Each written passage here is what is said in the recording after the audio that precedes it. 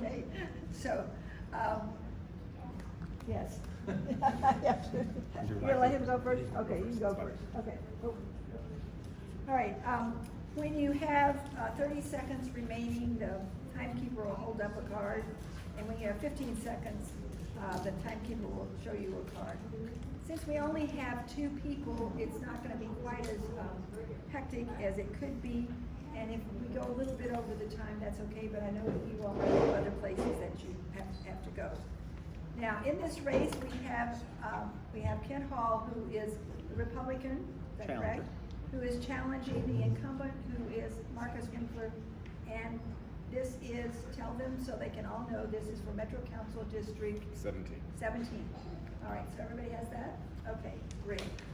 All right, let me, we'll start here in just a minute. Let me make sure I have my questions ready, and then we'll go from there. Okay? I just want to be sure to get both. Have you got that going? All right, this is new for us, so we're trying to make this work, okay? All right, so, Mr. Hall, you're gonna go first. You have a minute to begin with. Hello, my name is Kent Hall. I'm Republican. Use the microphone right there. Yes. I think it's on. Hello, my name. No, No. let's figure this out. It's a green thing. Oh, just hold it down. Hello, my name is Kent Hall, Republican candidate for Metro Council District 17. Why am I running? I'm a commissioner for the city of Murray Hill, lived in the same house for 30 years. This area for my whole life. Love it here. Normally we're dealing with an occasional car break-in or somewhere else, or maybe someone not taking care of their house. Really small issues, but then the last 4 years have happened. Louisville's gone backwards. We're much less safe. Loss of businesses downtown, bad economy, problems with our schools, homelessness, and so much crime and grime it's time. 3 main aims. 1, we currently sit at 300 vacancies for our police force. We're not going to be safe until we hire more police. I mean staff with competent, qualified professionals who are equipped and trained to do the job. And leadership that's responsive, creates a supportive culture, coaches up, addresses low-performing employees, recognizes and rewards high-performing employees. 2, I'll be an advocate for suburban issues and not just urban ones. And 3, I'm for smart growth, infrastructure improvements, and support development. Okay, all right. Metro Councilman Winkler. Thank you very much, and thank you to the League for hosting the event tonight. Thank you for Mr. Hall for being here, and thank you for all of you for coming. I'm Marcus Winkler. I am the representative for District 17. I've served on Metro Council for 1 term, 4 years now, and it's really been an honor to serve.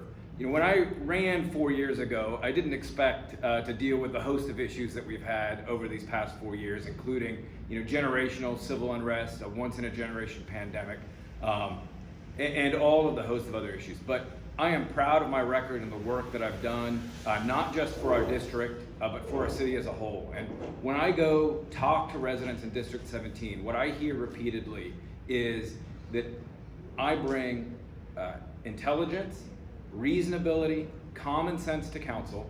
I listen to the folks that I represent, communicate effectively, and find solutions big and small that keep District 17 a great place to live. Whether it is solving the problems in individual neighborhoods or for the city at large, I'm proud of my record and I look forward for another opportunity to serve this area. Thank you. All right, Mr. Hall, since you started first, I'll ask the first question, and we'll go with Mr. Winkler first, and then we'll rotate, and you will help me keep track of all that too. Okay. All right, the first, can everybody hear me too? I thought we had another microphone. But if you can hear me, that works. All right, this is the question. Gun deaths and violence in our community continue to increase. What do you propose in order to tackle this pervasive problem? Sure, well I think public safety no doubt is our number 1 issue, and I think it really comes down to a 3-pronged approach. That is prevention, enforcement, and adjudication. On the prevention side, we've reinvested in our anti-violence programs through the Office of Safe and Healthy Neighborhoods, and those are starting to bend the curve. Shootings are down by over 1/3, homicides are down by nearly double digits this year. We've got to continue to invest in those programs.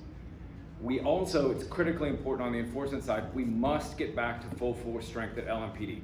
I'm proud to be endorsed by all of the FOP lodges in Jefferson County because I'm the chief sponsor of the new police contract, which is starting to bend the curve on our recruitment efforts. We had the largest recruit class that we've had in 4 years, this last class.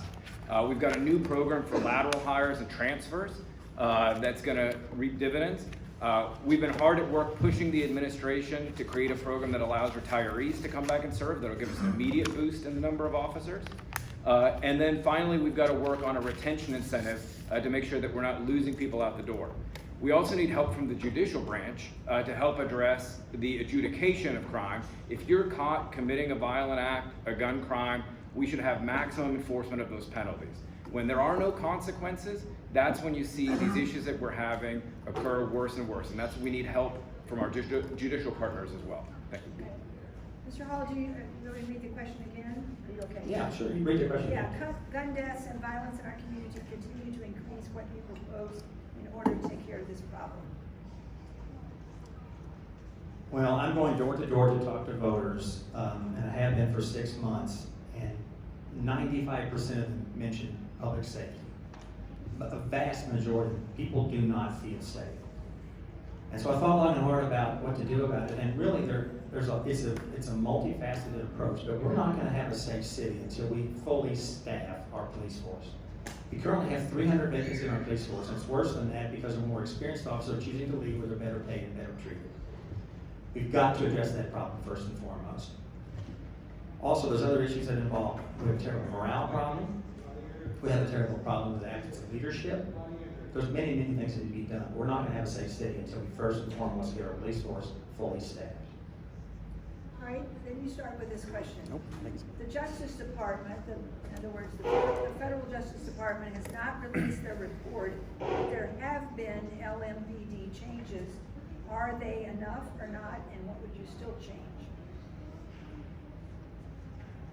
Yes, my understanding is from a press release by Mayor Fisher, they've already got a recommendation for, it's like 144 changes, and they're well on their way to implementing half of them. I think there's many, many changes that the city, I think, is trying to do to address it from a comprehensive standpoint. But I'm afraid that I'm just not gonna back away from this. I'm gonna say this over and over again until we get this done as a city. We need new leadership, and we need a fully staffed police force. I think the other 144 measures that we address are important, and they're pale in comparison to those two things. They need to be addressed first. Thank you. Yeah, I agree with Mr. Hall. We need new leadership in the executive branch. I mean, what it really comes down to is the Department of Justice investigation to LMPD is a direct rebuke of Mayor Fisher's leadership over LMPD. I couldn't agree more with Mr. Hall. However, we're not running for mayor. We're running for Metro Council. And I think when you look at the work that I've done, and it's why I'm endorsed by the FOP, it is ensuring that we've got leadership controls in place. One of the issues that we've had, and this is, it's important to understand that from a Metro Council perspective, we don't have the ability, unlike at the federal level, to remove cabinet secretaries.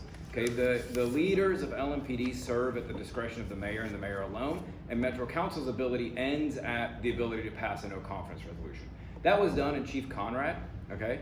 And the reason the Department of Justice is here and the issues that we've had were from a failure in leadership, failure to have proper controls in place, audit controls in place. We're working to address those issues now, but we have work to continue to do. I think that we have taken Metro